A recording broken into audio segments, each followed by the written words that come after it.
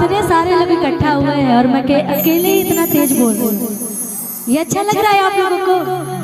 सहरसा का पावर दिखना चाहिए ना, तो पावर में आप सभी की आवाजों से सुनना चाहती हूँ। प्रेम से बोलिए सच्चे दरबार की। हाँ, यही पावर दिखना चाहिए आप सभी में। अच्छा ये बताइए, हम भोजपुरी बोले कि हिंदी बोल? भोजपुरी। वाह, काहे कि जब तक भोजपुरी हम ना बोली तो हमरो अच्छा ना लगे। तो एगो भक्त माई के दरबार में गई बड़ी और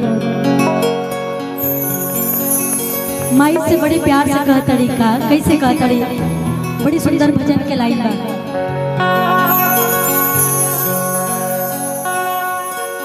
कि घर घर जाके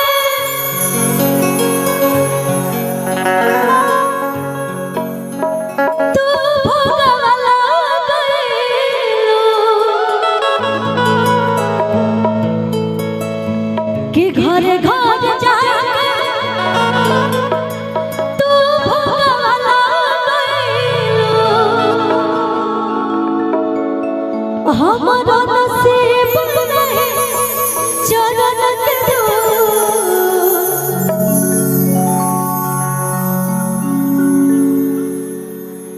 कि यही रहे आइलो मायरिया,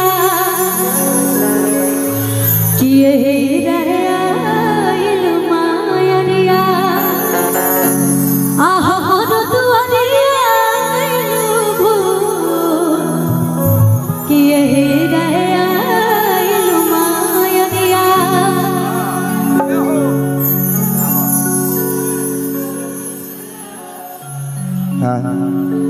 बेंजू और जो ऐसे मत कीजिए आगे वाले भैया, वो तो सिर्फ आपका प्यार है, मर्यादा है ना, वो उतना मजबूत नहीं है ना। आप लोग जितना सोच रही है, आपका ये प्यार है, इसलिए आप लोग एकदम व्यवस्थित रहिए, बड़ा आनंद आएगा आज के कार्यक्रम में, है ना।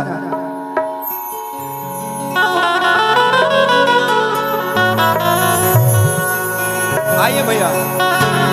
कीबोर्ड और बेंजू दोनों एक साथ, मतलब एक ही स्केल में दीजिए, मुझे अलग अलग समझ सुनाई दे रहा है। कीबोर्ड और बेंजू दोनों एक साथ दीजिए। चलिए आए भैया, भक्त माई से कैसे कतड़ी कहे के बका।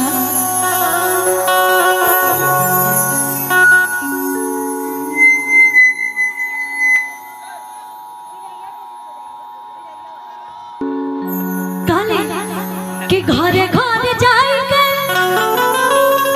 तू भोगवाला गइलो,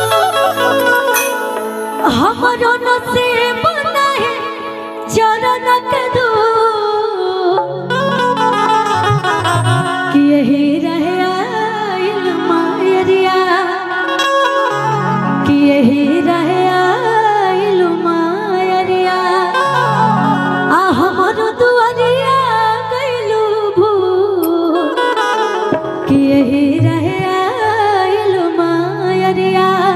आई भैया, 1 2 3 4। क्या बात है?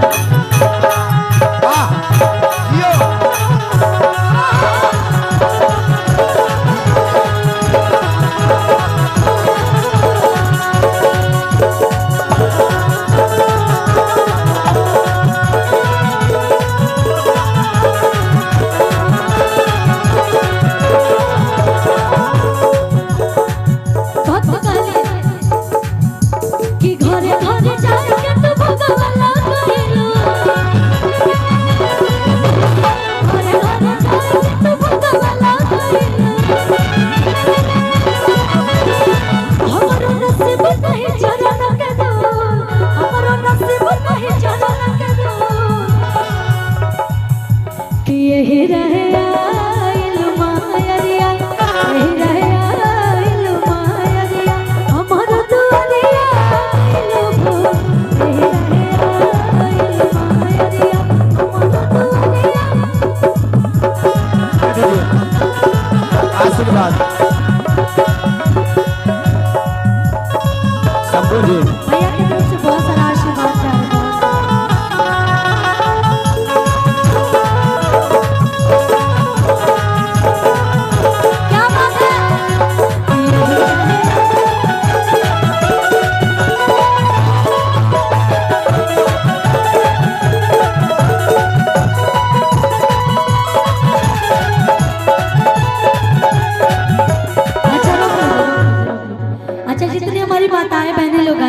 लोग, इधर भी बहुत सारे लोग हैं। किसको किसको लगता है कि मेरे पति देव जी राम जी जैसे मिल गए? जरा हाथ उठा के बताइए को, किसको किसको लगता है? वाह कितनी अच्छी बात है।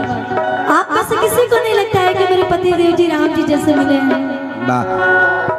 बताइए जा रहे हो सब मिथिला के बाने जाओ रे, ये बात कहे में इतना का शर्म करे के बाद, ये तो गर्व से कहे के चाहिए, है ना? अब एकरो में न जाता नहीं जाता। अच्छा जेके जेके लागत है कि हमारे पति रावण जी जैसे बड़े हाथ ना उठाई, जेके जेके लगे कि राम जी जैसे बड़े हुए हाथ उठाई, तो हाथ उठे कि ना? ये हुई बात, सच बात। मतलब सबके दिल में डर बना हुआ है, लेकिन एगो हम लाइन का किस्सा सच्चा है माई जैसन, आते वाला छोटे भाई जैसन, किस्सा सच्चा है माई जैसन, आते वाला छोटे भाई जैसन, होके जब